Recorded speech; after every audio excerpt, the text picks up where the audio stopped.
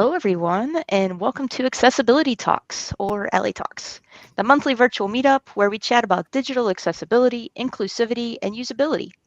Each month, we invite a speaker to present a topic, an award, and afterward, not award, we invite the community to ask questions and participate in the discussion. I'm your host today. My name is April Sides. I work at Red Hat as a principal software engineer. I live in Asheville, North Carolina, and my pronouns are she, they. Before we get too far into the talk, I want to let you know that we have live transcripts available at bit.ly. Well, you can use this QR code. You can use this. So it's bit.ly/A11YTALKS hyphen transcript. So you can look for the link in the chat. You can also enable the YouTube closed captions if that works better for you.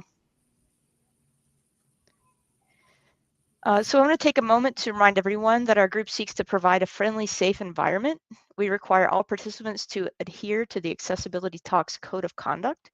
So this includes speakers and hosts and those watching on YouTube and folks commenting on social networks.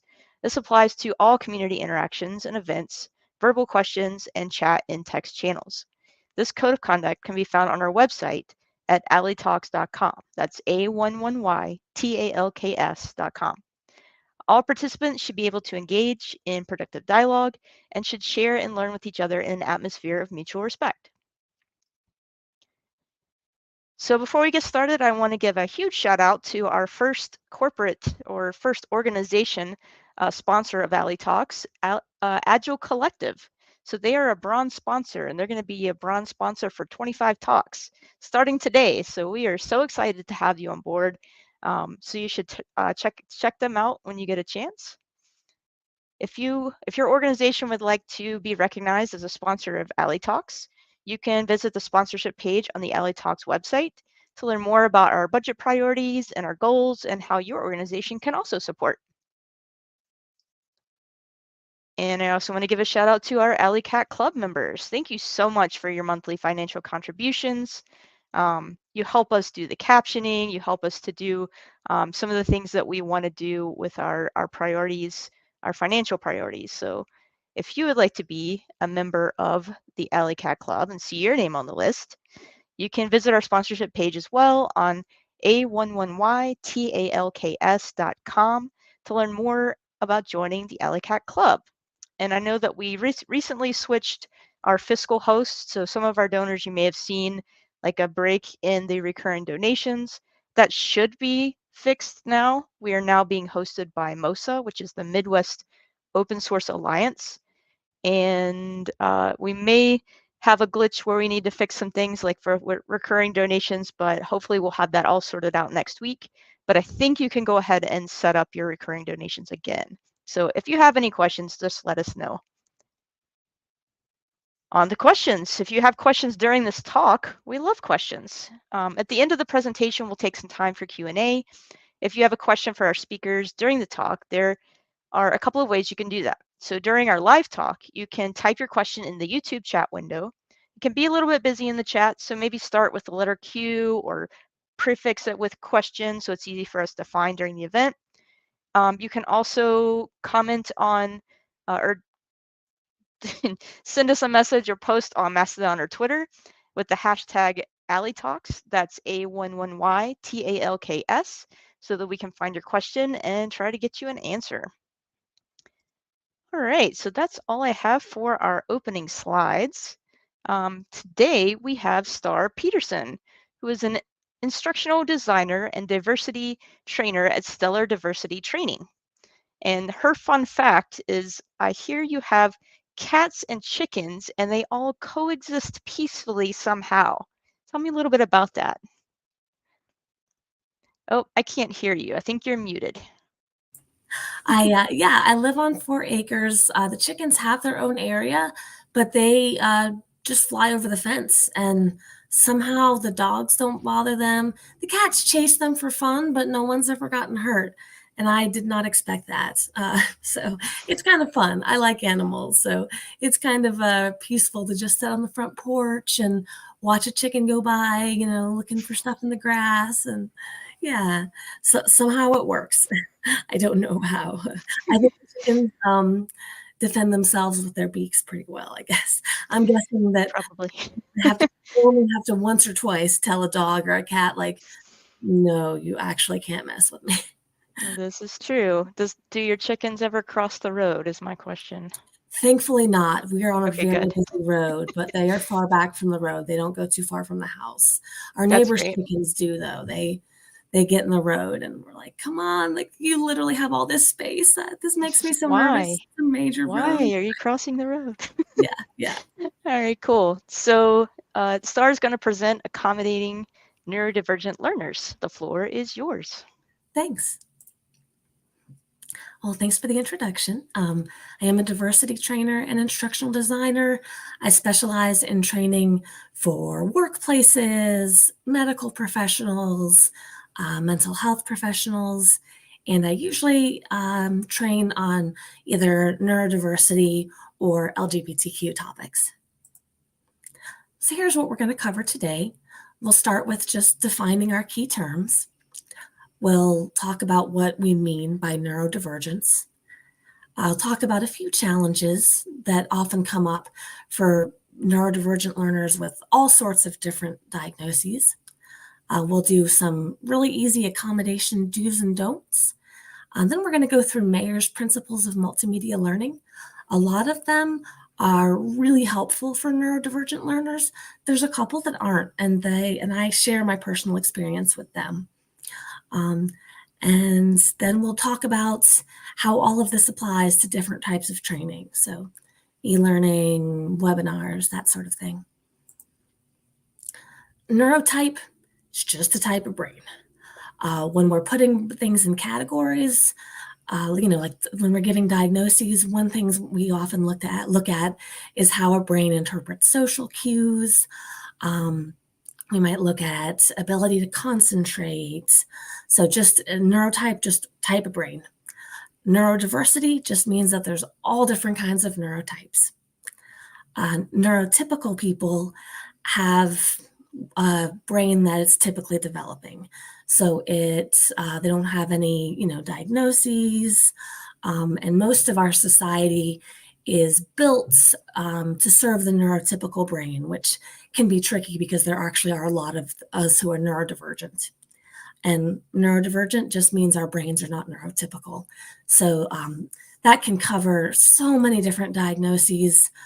The ones that I'm focusing on here are kind of geared at the adult workforce, right? So I can't cover every kind of neurodivergence and how, to accommodate everyone. So I'm specifically focusing on more common forms.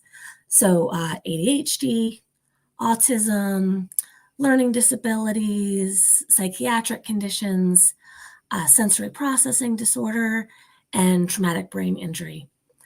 Learning disabilities covers things like dyslexia or dyscalculia.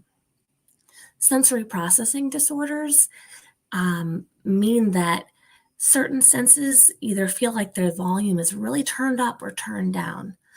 For example, I'm really sensitive to light. Fluorescent lights feel like they're screaming at me, and it's weird, right? Like things that other people wouldn't notice. I'm sensitive to the way clothes feel on me or noise. It can also be the other way around. Some people really crave a lot of sensory input, like a heavy weighted blanket or things like that, if they have a sensory processing disorder.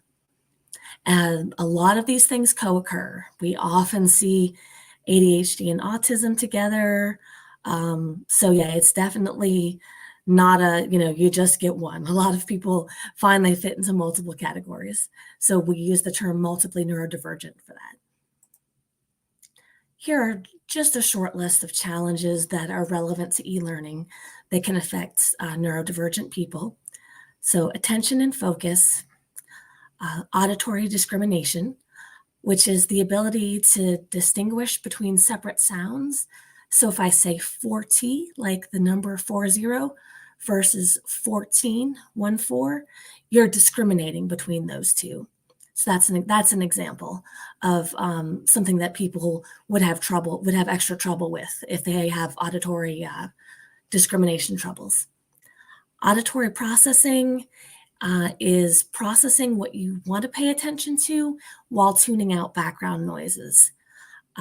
People with auditory processing disorder may have trouble if words are spoken too quickly. They may have trouble understanding what they hear if they're in a noisy room. Multi-step directions can be difficult if you don't also provide visual cues, and they can have difficulty paying attention during long periods of listening. Concentration and memory are often challenges for neurodivergent people. Executive functioning is another. That just covers things like planning, task initiation, switching between tasks, reasoning, problem solving, paying attention, sensory processing, we went over, and then visual discrimination. And that's just what it sounds like, discriminating between different things that are important. So you can see on this slide, on all my slides, I try to keep it pretty simple so it's easy to discriminate between what you need to pay attention to and what's just decorative. I try to keep it really consistent about where everything is on the slide, so it's easy to, you're not getting distracted by a lot of fancy backgrounds or things like that.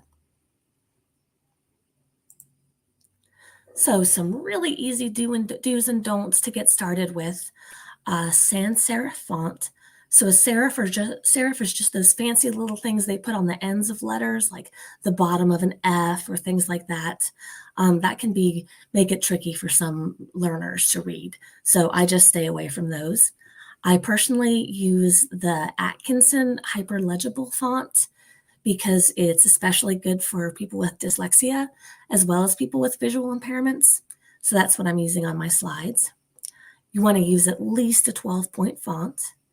Camel case, which means, not all caps or just regular like you would with a sentence, uppercase and lowercase. You want at least 1.5 line spacing, and you want to use bold for emphasis. Things like italics or underlining can make it difficult for some learners to read words. Aligning on the left rather than in the center or spreading out the alignments makes it a lot easier for people to read. Bullet points, just breaking down big chunks of information into the relevant points, super helpful. Numbering, having a single color background, again, for that visual discrimination, and then using the active voice. So just to refresh your grammar, active voice is if I say, I gave the cat a treat. Passive would be the cat was given a treat. So we want to use the active voice. Here are a few things to avoid. Large blocks of text. I know we try not to do that anyway as instructional designers. That's especially important for our neurodivergent learners. Underlining and italics can make words hard to hear. All caps or long sentences. Multiple columns of information can also be hard for some people to interpret, so I always just stick with one column and then figure out a different way to arrange the information or use more slides. Don't use centered text. That can be really difficult to read. Like I said, we stick with the left alignment. Abbreviations, you probably need to define them more than once for people with memory problems.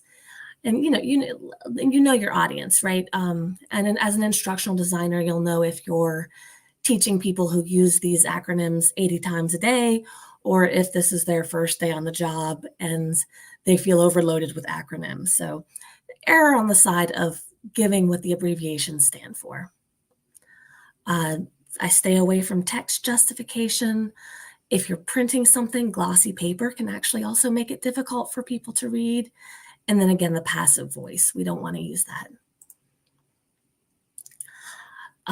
Mayer's principles of multimedia learning basically mean that we have a limited capacity to process information, right? We can't give learners the full gallon of information at once.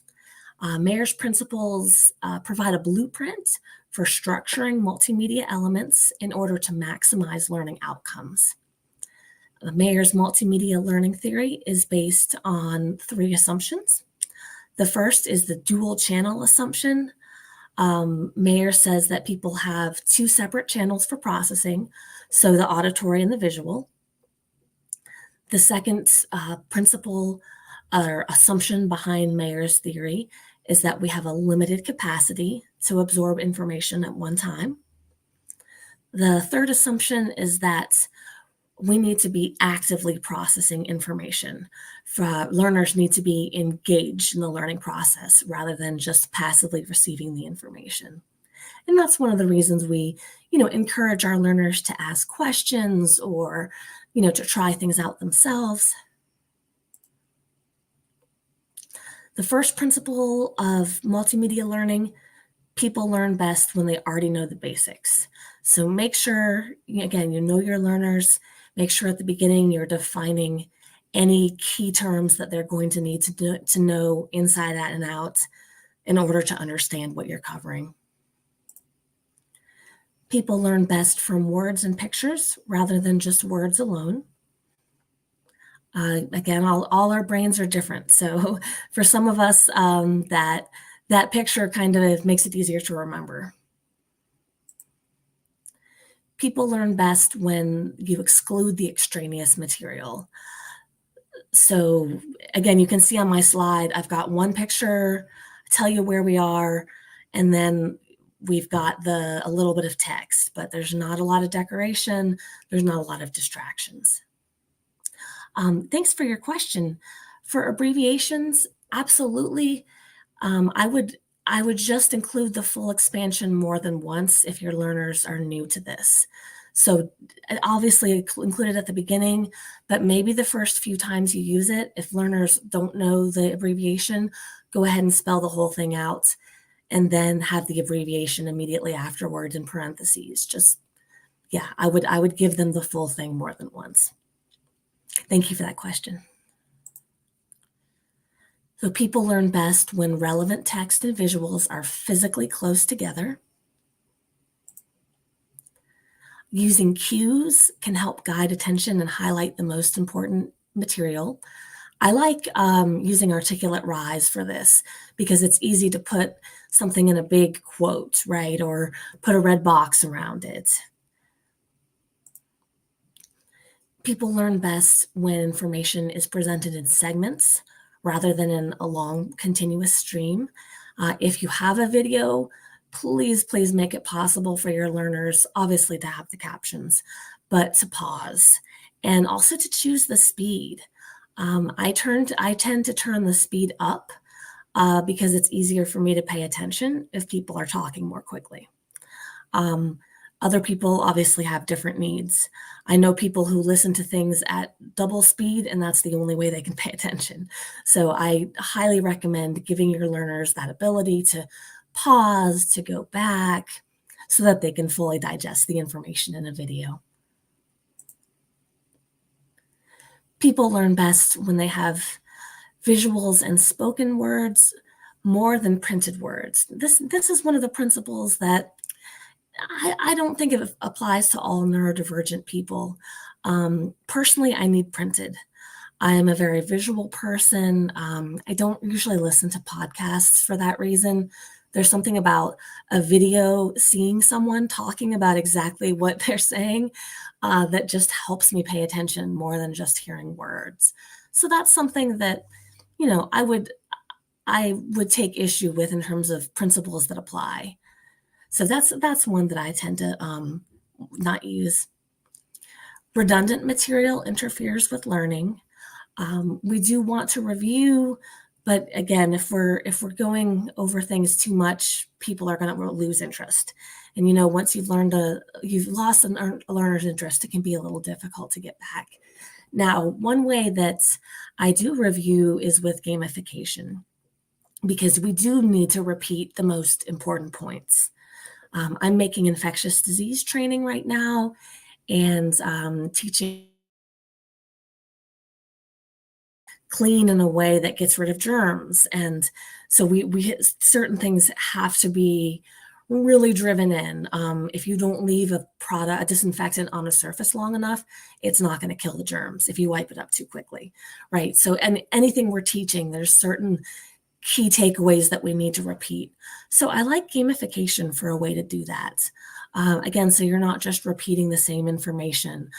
Share it in a different way. Put it in a video, or make a some kind of fun game.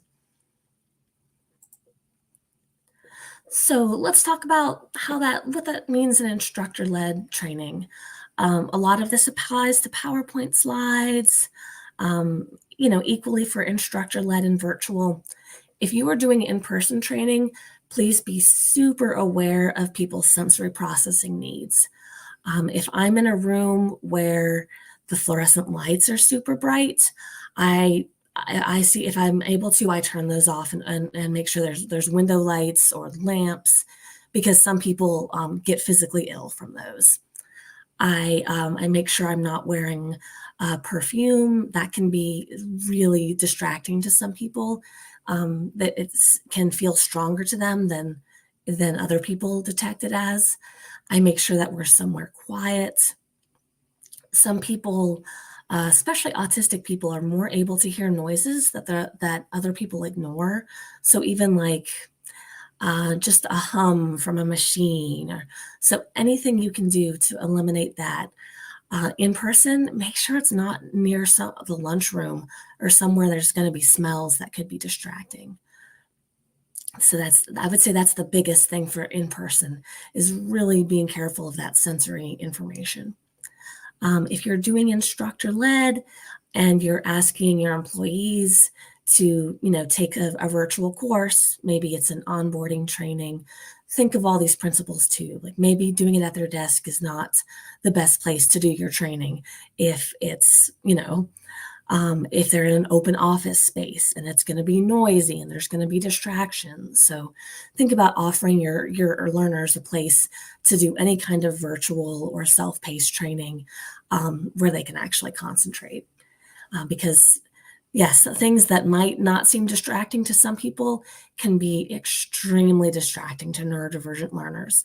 And as I said, a lot of us are multiply neurodivergent, so we might have the ADHD focus going on, and then also the auditory discrimination. I'm trying to listen to the video, but my coworker's talking, and over there somebody's on the phone. And so just thinking about the environment in which your learner is trying to get through this material is really important. E-learning, I always be careful to break up that text and to, again, be really careful with your font so that people can use it. Those do's and don'ts are pretty crucial for any kind of text that you're presenting. Micro-learning is fairly new. I love it. It's great for people to get little bits of information at once. I love it for review. My personal favorite way to use it, and I'm not affiliated with any of these companies, but I've used Talent Cards. Let's see, there's just a bunch of different LMSs that'll do that. EdApp is a really good one. And you get just a little bit of information either on your smartphone, or by email every day. So let's say your learners have a lot of vocabulary they need to learn for the new job. That's a great way to do it, just word of the day. I like to do a presentation like this live where people can ask questions and then follow up with micro-learning. So maybe if I did an hour-long presentation today on something new, my learners for the next week and a half might get just a little micro-learning every day and swipe through their phone, answer questions, just reviewing the important components. And that's a great way to help your learners with memory problems. And it's just easier to focus when you're looking at a few quick screens rather than, okay, I'm trying to find time to sit down and, do another 30-minute learning. So 7TAPS is one that's it's pretty easy from the instructional designer point of view to put together. So I've used that, and it's called 7TAPS because the idea is that you literally tap the screen no more than 7 times. So you're just getting little bits of information, pictures. There's all sorts of different ways to assess learners that way. So I highly recommend that. Like most of this, it's not just for neurodivergent learners. It really should help all your learners. Certainly none of this is going to cause an impediment for your learners who are neurotypical. So does anyone have any questions about serving neurodivergent learners?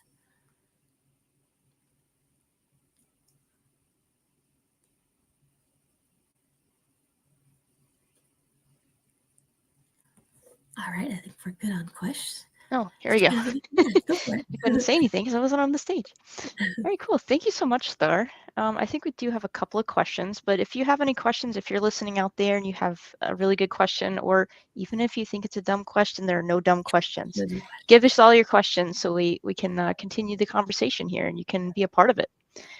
So I think that we have one. Here we go. So for online training, are there any tips around how learners can best demonstrate the retention of the material? For example, you see a lot of quizzes. Are Right. there any tips in being able to demonstrate your learning retention? I would say just give them a number of different forms. Some of us can look at multiple choice and easily identify what we need, but if you give us a blank to fill in and no options, we might just draw a blank, even if we're fluent in the material.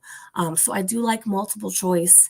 I know a lot of times for demonstrating retention, we're limited because we need to collect data, right? So we can't act, we can't have them just respond in 2 sentences. Live, I love to have people respond in person to demonstrate retention. Just the act of restating what they've learned really helps cement the learning. But yeah, for quizzes, again, I would just make sure I would stay away from the fill in the blank. I would stay away from the true false because it just gets a little tricky. One little thing can be wrong in the sentence that someone might miss, and then, or the negative, the double negatives can get tricky. So yeah, quizzes, stay away from the true false. That would be my recommendations. Cool. All right, I think we have another one. So is there any such a thing as an audit for neurodiversity for a training or a presentation to ensure your training will be effective? We have audits for and tools to audit websites for various accessibility needs. Is there anything out there like manual or automated that you can use to make sure that you're doing it right? No, but that's a great idea. There's not anything automated. I'm always available if you want me to look over something to give tips to make sure that it's going to be accessible to neurodivergent learners. But no, I wish we had something like that. It's a little tricky. I feel like an AI could, I know they can detect passive voice or things like that. But no, to my knowledge, there's not, an add-on or an app you can use for that. But that would be great if someone out there wants to make it. Right. Or even if it were manual, if there were like a service where you could, have somebody look over your Yeah, stuff. I can absolutely provide that service. Oh, I nice. just, I don't know of an automated one. Cool. Let's see. Do we have one more question? Okay. So what kind of, if any, pushback have you gotten in the past or present on making things accessible for neurodivergent learners? The biggest pushback is people think they don't have any neurodivergent employees, and that's most likely not true. First of all, a lot of us are undiagnosed. It's expensive to get diagnosed. And let's see, my son's father was diagnosed. We spent hundreds of dollars, and he had really good insurance just to get the diagnoses. It was like an all-day process. Had to also interview me and his mom. So the number one thing is, even if all of your employees have told you everything that's going on with them, they they might not have an official diagnosis.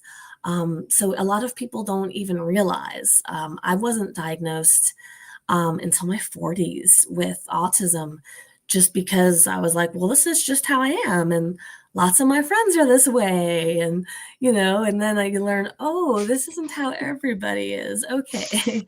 these are symptoms, for lack of a better word. So yeah, number one, we have people who don't know that they fit into this category.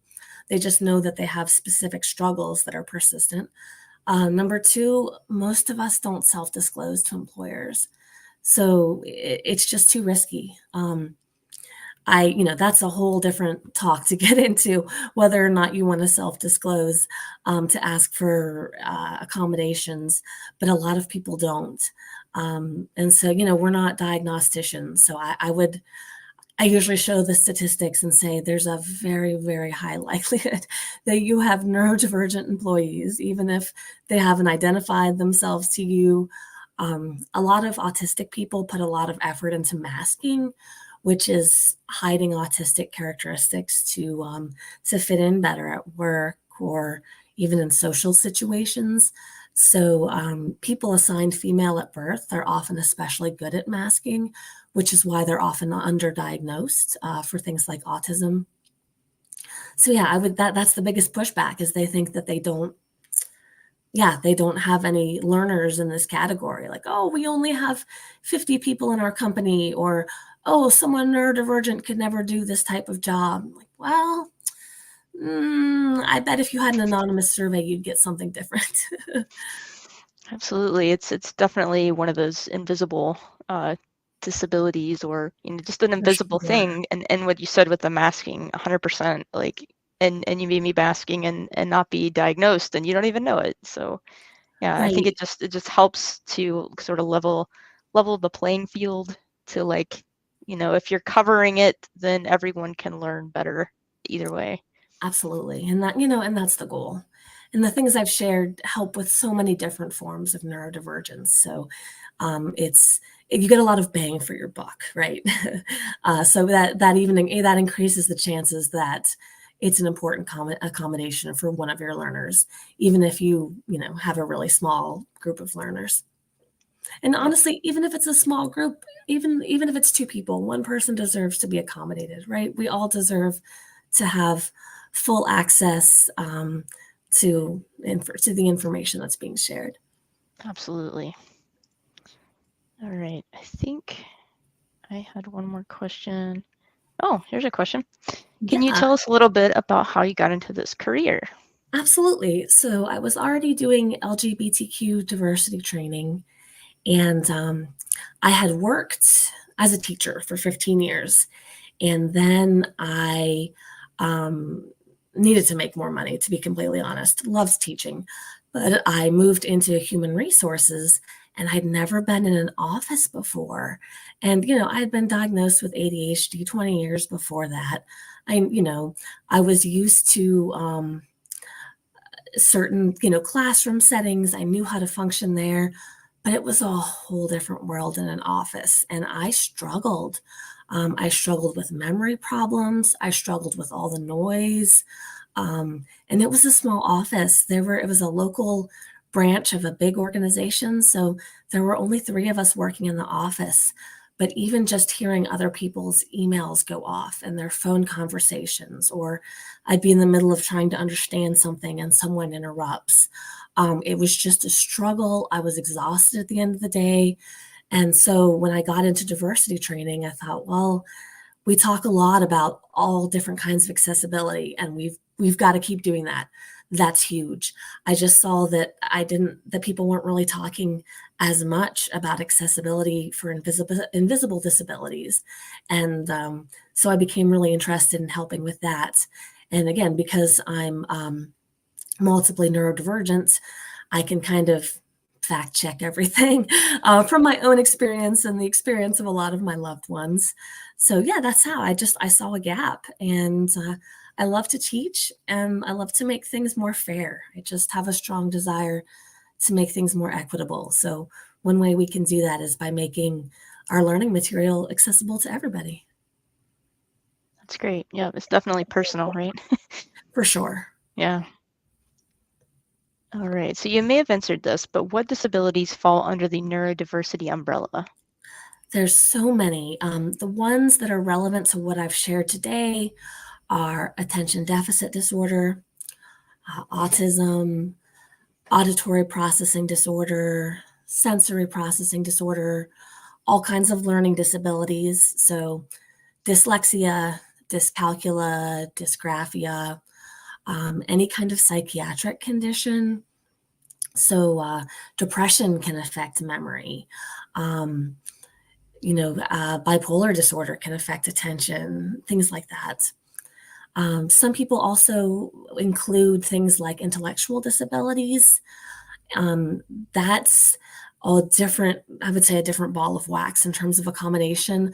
I haven't covered that because I'm mostly focusing on people on the most common things in an everyday workforce. But yeah, any of those would, traumatic brain injury, any kind of acquired neurodivergence would be under the neurodivergent umbrella. And we use the word neurodiversity just to mean that there's lots of different types of brains.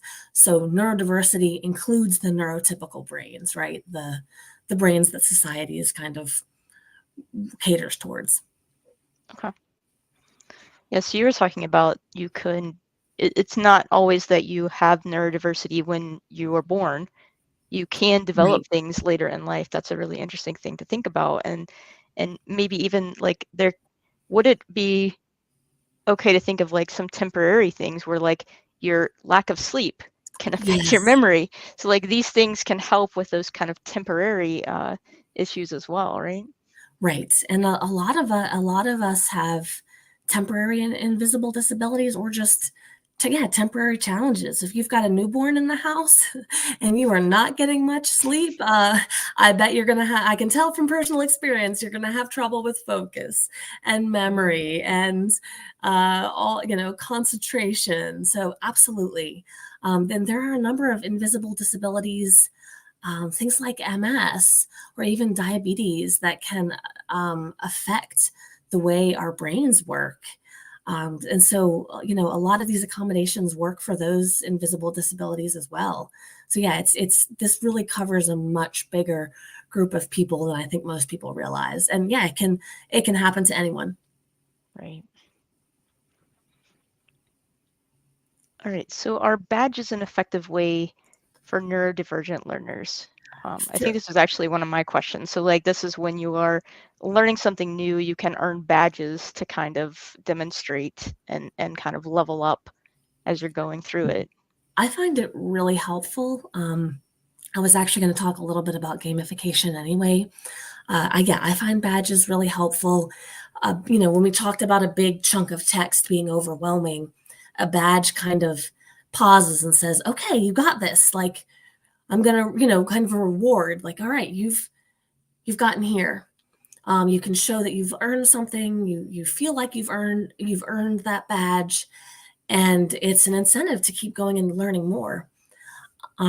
What I recommend is the Sententia gamification, not affiliated with them, but I find gamification helps, and that includes things like badges, um, helps learners who have trouble paying attention, and it's just more fun for everybody. I like it, especially for let's see, really for anything that's boring, right? Sometimes as instructional designers, we've got to do the same. We're required by law to do a training, and you know that they've done this every year. Some of them have done this every year for the whole 20 years. They're like, we know this, and you've still got to keep their attention, and you've still got to update them with new regulations. So using things like points, badges, and levels, but also more complicated things like a challenge or collaboration, are all great ways to get people engaged. Jen, that's a great question. Do you ever struggle with accommodating all different learner types and disabilities in a single presentation or instruction? Absolutely. Um, the and sometimes within my own brain, right? The part of me that has ADHD wants a lot going on in a video. I do a lot of videos for instruction, and I want it to be colorful and there's action and da da da. But then other people, all that background stuff is way too distracting. It's not helping them maintain their focus. It's so yeah, it is tricky. Some things that people need, like the extra stimulation to pay attention, are overstimulating for other people. That's why I tell people to give options when at all possible.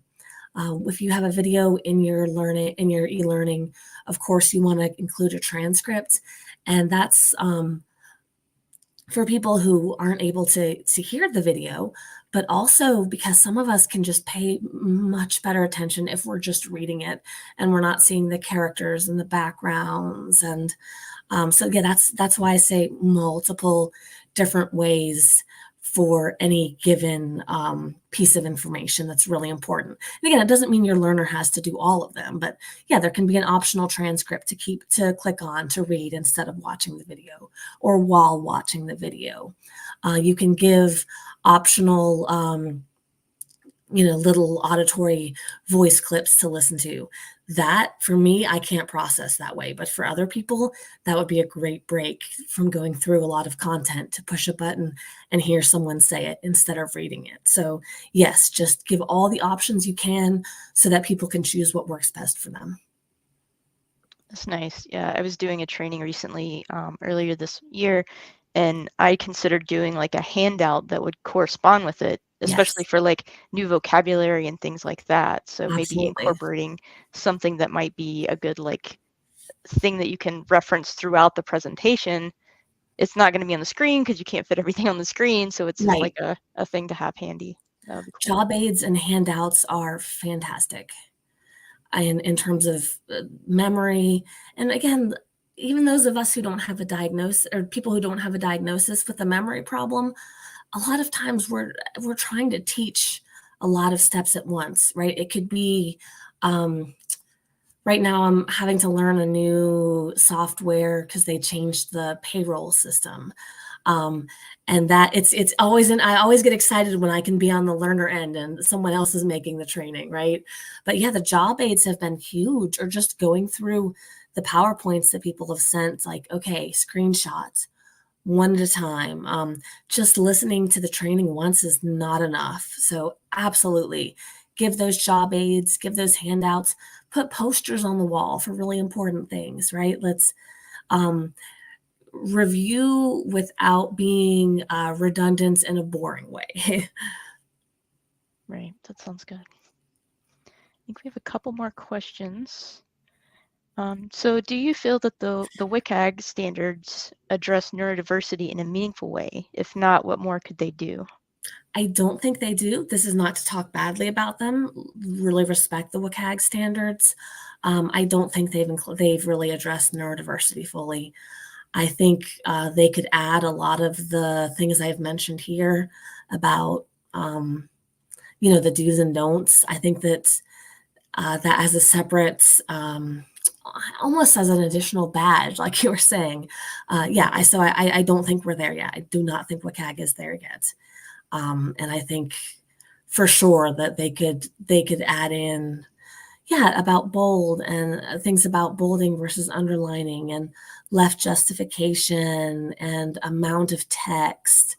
That said, a lot of the WCAG standards do help neurodivergent learners, because in addition to the people who they're designed to help, a lot of things that might help people with auditory issues, right? It might be helpful to have a transcript. Even if I can hear fine, it might be difficult for me to process auditorily.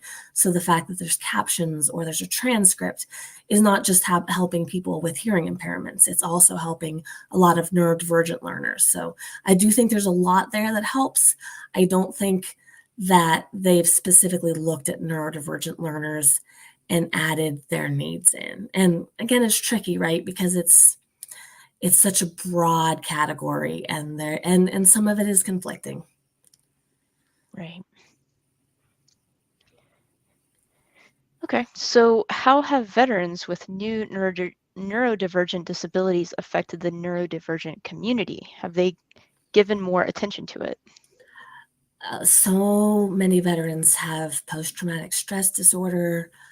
Traumatic brain injury is very common. I think within the veteran support community, there's a lot of attention given to that.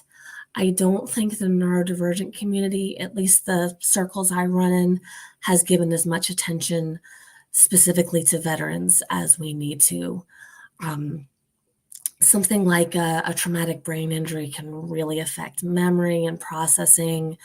Post traumatic stress disorder can take years to recover from. And that's all going to affect learning, affect the way we respond to situations. For example, certain noises. My fiance is a veteran, and so I've learned a lot from her. But yeah, certain noises or certain behaviors, which I don't even pick up on because she's been in dangerous situations and life-threatening situations, she is constantly picking up on, okay, there's the door and there's the windows. And that person, what are they doing? They're not, are they actually here to eat? What are they doing? They're just standing. So taking in all of this information just because they've learned to have to do that to stay alive, and you can't really turn it off. I really think that their veterans are a significant part of the neurodivergent community. And we do need to give more attention to that because it's easy to look at physical disabilities, right? And it's a lot trickier. And there's also I think, a lot of stigma around psychiatric disorders or traumatic things like traumatic brain injury. So people are less likely to self-disclose and get help. And we really need to be serving that population. Yeah, it needs to be okay to be human. Yes, and, I and love all that. the variations of human. It needs to be okay to be human. You're not weak. You're not defective. There's a great organization called Properties of Light that does trainings around neurodivergence.